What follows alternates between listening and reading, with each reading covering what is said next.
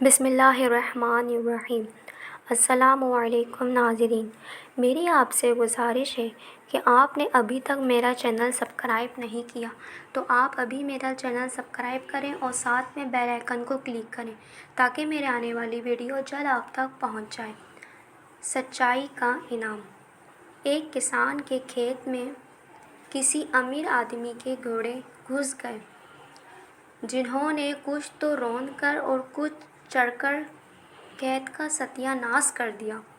کسان غصے سے بھرا ہوا امیر کے پاس گیا اور کہا کہ آپ کے گھوڑوں نے میرا کھیت تباہ کر دیا ہے۔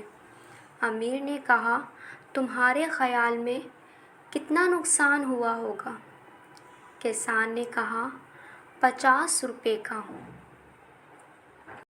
امیر نے اسی وقت کسان کو 50 روپے دے کر کہا، اگر نقصان کچھ زیادہ ہوا ہو تو پھر سوچ لینا، میں زیادہ دینے کو بھی تیار ہوں۔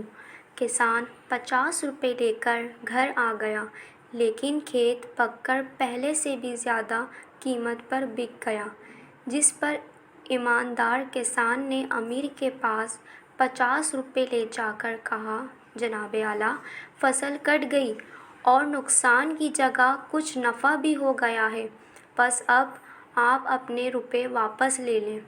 یہ سن کر امیر نے ان 50 روپوں کے ساتھ 50 ہی اور ملا کر کسان کو پورے 100 روپے دے دیے اور کہا، یہ نقصان کا بدلہ نہیں، تمہاری ایمانداری کا انعام ہے، شوق سے لے جاؤ اور اسی طرح ہمیشہ سچائی پر قائم رہو۔